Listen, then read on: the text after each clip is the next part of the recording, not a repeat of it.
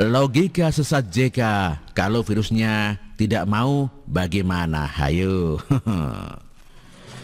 JK, orang ini rupanya belum menyerah dari dunia politik.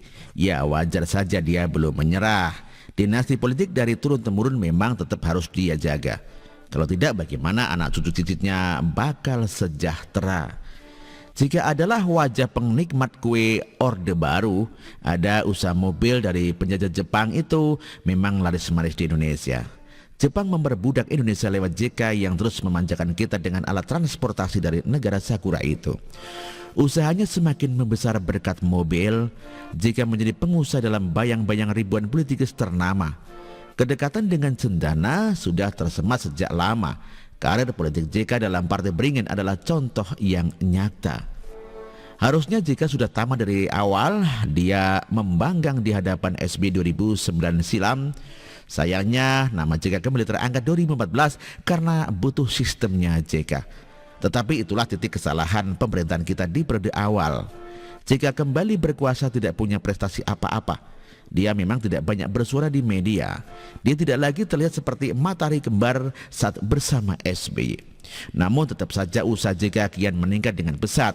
Pertumbuhan saham dari banyak rintisan usaha lainnya pun tetap terangkat.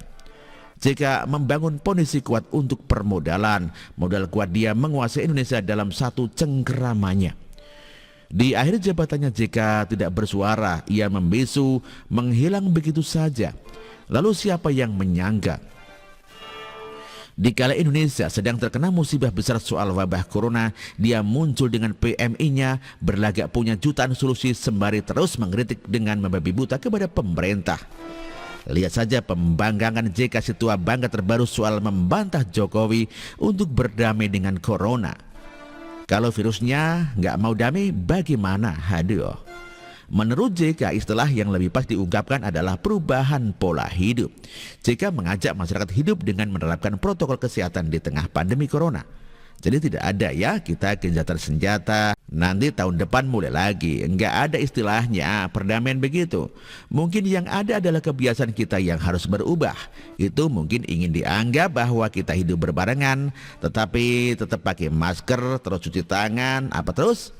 Tidak berarti kita damai karena resikonya mati, demikian katanya. Pernyataan kecil asal-asalan JK ini adalah olokan darinya dan upaya permainan framing media ditujukan untuk mengumpulkan sebagian masyarakat yang sudah kecewa apalagi termakan narasi Indonesia terserah. Tujuannya apa? Layaknya ILC memberi masalah tanpa solusi, menebar ketakutan tanpa alternatif cara terselesaikan. Dari awal kalau dipikir JK ini tidak punya solusi apa-apa, tetapi terkesan sangat haus akan proyek pemerintah untuk PMI-nya. Penemu plasma darah adalah Dr. Monica dari Siwut. Lalu kemudian yang tetap dapat panggung adalah mereka para penguasa yang jadi pengusaha. JK satu di antaranya bisnis kesehatan PMI-nya langsung mengklaim di garda terdepan yang memproduksinya. Aduh. Yusuf Kala menyampaikan jika obat virus COVID-19 telah disiapkan oleh Palang Merah Indonesia. Obat tersebut termasuk dalam antibodi bagi para pasien COVID-19. Obat antibodi itu lanjut JK merupakan ketua PMI dibentuk melalui susunan dasar plasma darah yang diambil dari spesimen penderita COVID-19. Hebat dia main klaim atas plasma darah. Tidak hanya itu, JK juga haus akan proyek. JK mengkode Jokowi lewat sindirannya. Indonesia harus punya kontribusi terhadap dunia bidang sains untuk penanganan COVID-19. Ketawa cacing di perut ini, selama JK menjadi wakil presiden ngapain saja, kenapa baru sekarang?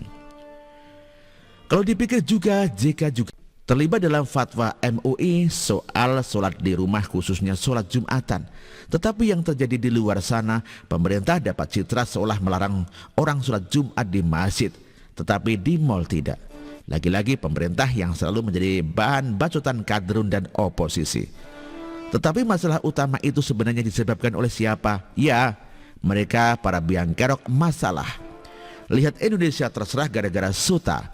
Tetapi Anies selaku gubernur kaki tangan JK kemana? Bukannya dia yang bertanggung jawab atas Jakarta, tetapi tetap Jokowi yang menjadi sasaran utama. Aduh. Intinya sih COVID ini sudah bukan lagi untuk urusan menyelamatkan para warga dan bersatu, Tetapi mereka saling adu dan menjatuhkan Jokowi dengan segala cara, sembari tetap mengumpulkan modal untuk persiapan perang di masa yang akan datang. Logika sesat JK yang membantah Jokowi adalah salah satunya bentuk kecil pengkudetaan terhadap WHO yang mengikuti Jokowi untuk berdamai dengan corona. Kenapa JK tidak protes ke WHO? Karena JK tidak peduli.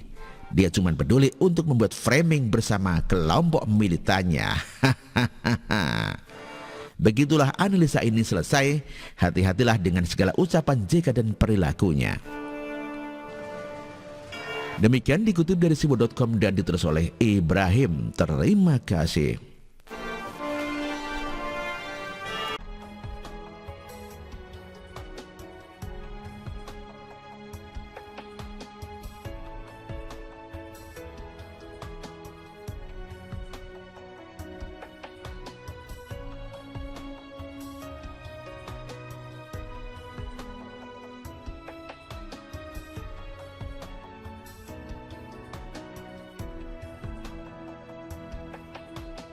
Bersih, jujur dan merakyat, berbuat demi masa depan kami. Sosok pemimpin tegas pemberani.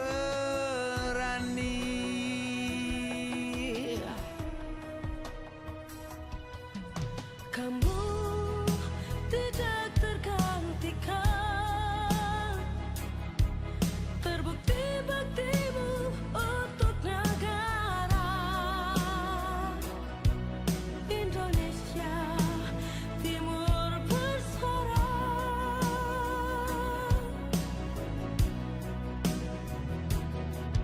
Siang dan malam kau bekerja demi anak bangsa. Jangan menyerah, rakyat mendukungmu.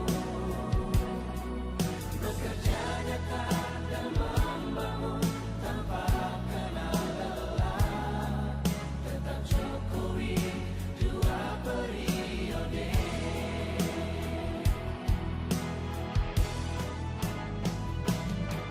Ayo Jokowi, rakyat mencintaimu. Pilih Jokowi, Indonesia kejar.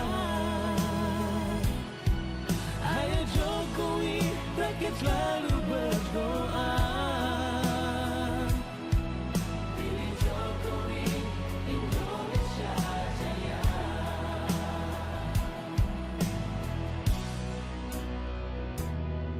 Siang dan malam kau bekerja demi anak bangsa.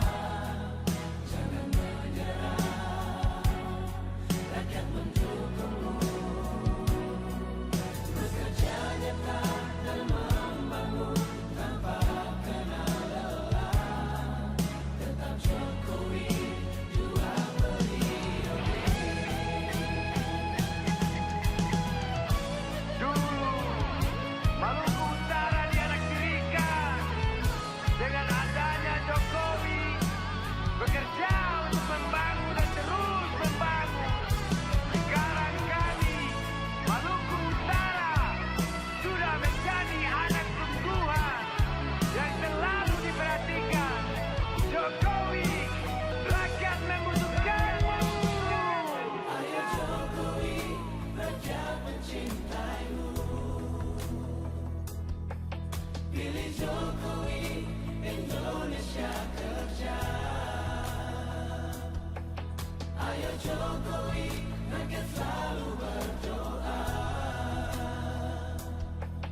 Pilih Jokowi.